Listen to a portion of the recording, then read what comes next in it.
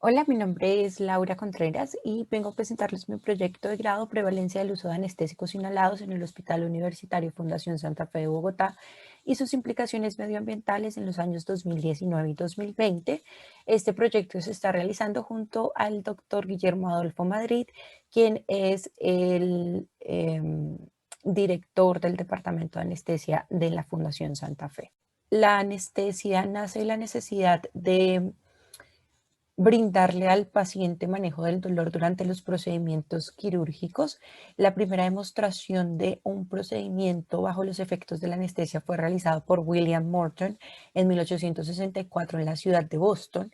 Él utilizó éter, que es un líquido incoloro que disminuye la percepción del dolor con un paciente y digamos que este punto está marcado como el inicio de la anestesia moderna. A lo largo de la historia se han desarrollado anestésicos inhalados. Al principio se utilizaba cloroformo y éter, eran los principales, pero después vinieron los halogenados como el alotano, el enflurano, el isoflurano y en la época de los 90 sevoflurano y desflurano, que son los que utilizamos con mayor frecuencia en la actualidad. Así como los anestésicos fueron evolucionando, también evolucionó la máquina de anestesia por la necesidad de buscar una manera más segura y eficiente de entregar el medicamento al paciente.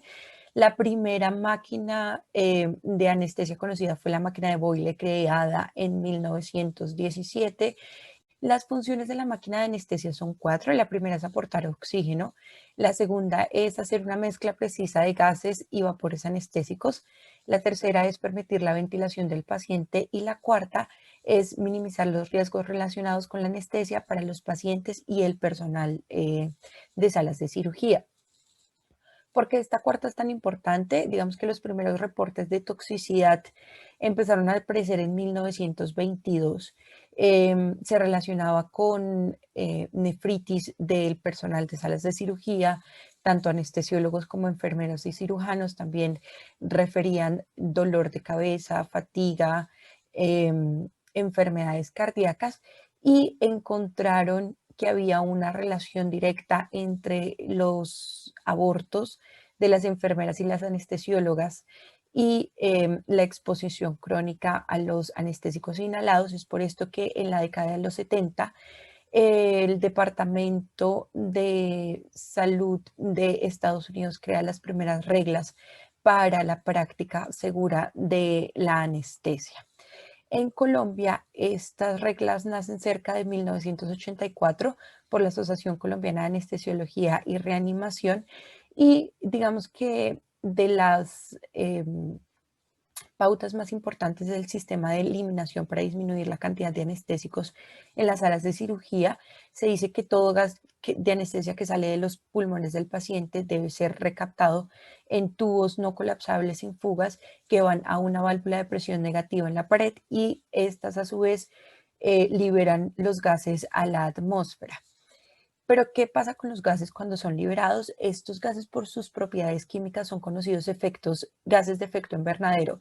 Esto quiere decir que aumentan la temperatura de la atmósfera, creando un problema ambiental, pero no solo ambiental, sino también un problema de salud. La Organización Mundial de la Salud dice que cada año hay cerca de 7 millones de muertes asociadas con la contaminación del aire. Eso quiere decir que durante la práctica clínica, mientras tratamos de ayudar a la salud de los pacientes, estamos creando un problema que alcanza toda la población mundial, no solo en la parte ambiental, sino también en la parte de salud física. Como que es mejor entre la anestesia inhalada y la anestesia intravenosa, se han hecho múltiples estudios, no hay nada decisivo que diga que una es superior a la otra, ambas son seguras, ambas son eficientes.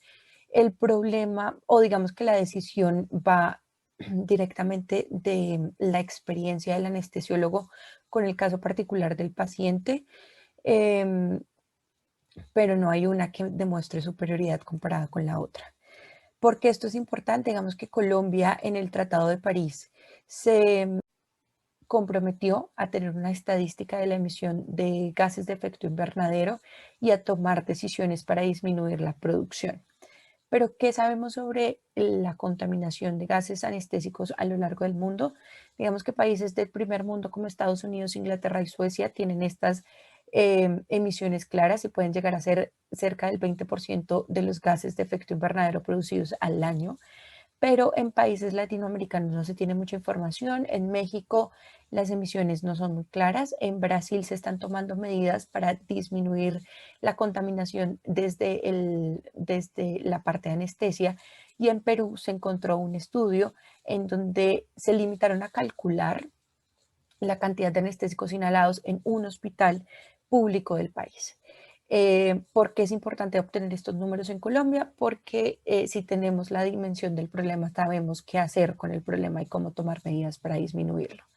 Mi pregunta de investigación es cuál es la prevalencia del uso de anestésicos inhalados en el Hospital Universitario Fundación Santa Fe de Bogotá y cuál es el impacto medioambiental en los años 2019 y 2020. El objetivo general es determinar la prevalencia del uso de anestésicos inhalados en el Hospital Fundación Santa Fe de Bogotá y calcular el impacto medioambiental utilizando el índice de potencial de calentamiento global en los años 2019 y 2020.